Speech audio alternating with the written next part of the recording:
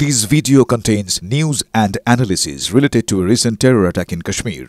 The content may include sensitive visuals and discussions that could be distressing to some viewers. Viewer discretion is advised. We strongly condemn all forms of violence and terrorism. The purpose of the content is solely to inform and create awareness based on verified reports. अरे कम दे किंतु खाटी दे MDH Kashmiri लाल लंकार गुड़ो MDH। নমস্কার, দেখছেন টিভি9 বাংলা। আপনাদের সঙ্গে রয়েছে আমি সম্প্রীতি। শুরুতেই যে খবরের দিকে আমাদের নজর থাকছে, পাকিস্তানে খতম 2006 নাগপুরে আরএসএস হেডকোয়ার্টারে হামলার মাস্টারমাইন্ড রাজুল্লাহ ওরফে আবু সাইফুল্লাহ। পাকিস্তানের সিন্ধ প্রদেশে অজ্ঞাত পরিচয় হামলাকারীর গুলি বৃষ্টি মৃত্যু লস্করের শীর্ষ কমান্ডার রাজুল্লাহ ওরফে আবু সাইফুল্লাহ। শান্ত রয়েছেন আমাদের সঙ্গে।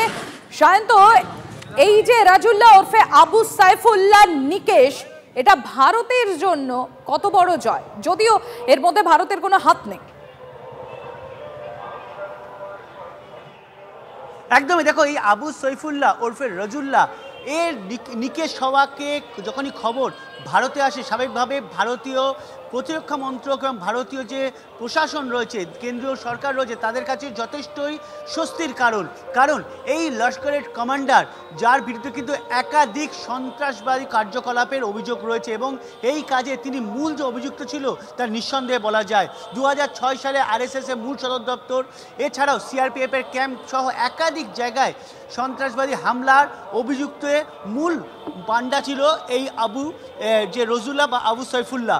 মূলত যেটা জানা যাচ্ছে যে সিন্ধ প্রদেশে অজ্ঞাত পরিচয়ের এক ব্যক্তি দ্বারা গুলি বৃষ্টিতে খতম হয়েছে এই জঙ্গি কমান্ডার। তবে শুধু ভারতের ক্ষেত্রে নয়, যে দেশ এই সন্ত্রাসবাদীতে রক্তাক্ত হয়েছে সেই সব দেশের কাছে কিন্তু এই খবর যথেষ্ট গুরুত্বপূর্ণ এবং তাদের কাছেও যথেষ্ট স্বস্তির কারণ। একের পর এক জঙ্গি ঘাঁটি যেভাবে ধ্বংস করেছে ভারতীয় সেনারা প্রত্যেক অপারেশন সিঁদুরে, তাতে কিন্তু জঙ্গিদের কমান্ডার একের পর নিকেশ হয়েছে।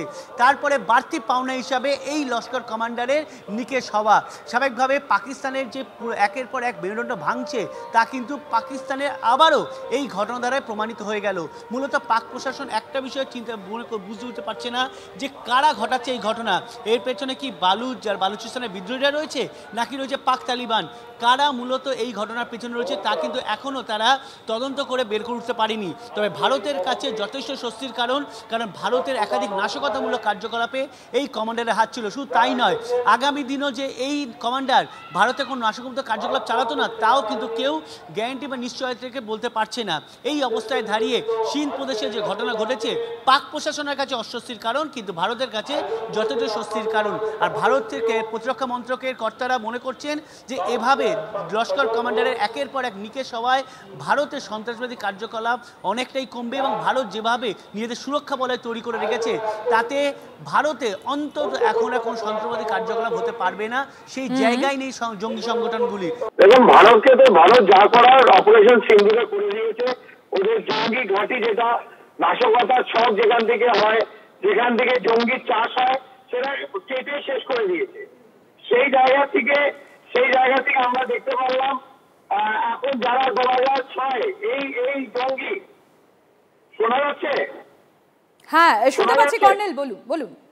হ্যাঁ, 2006 যে জঙ্গি ভারতে এসেছিল নাগপুর আরএসএস হেডকোয়ার্টারকে মারার জন্য, সেই জঙ্গি আজকে কোন অজ্ঞাত পরিচয়ের লোক তাকে তাদের জায়গায় পাকিস্তানে মারা হলো।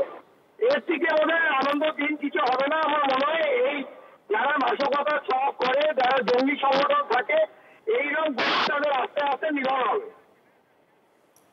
ধন্যবাদ। যদি MDH কিচেন কিং কিচেনে থাকি তো আমরা যা ইচ্ছে তৈরি করতে পারি। বেগুনের ভর্তা, আলু কপি, ভিন্ডি মশলা, আরো অনেক কিছু। MDH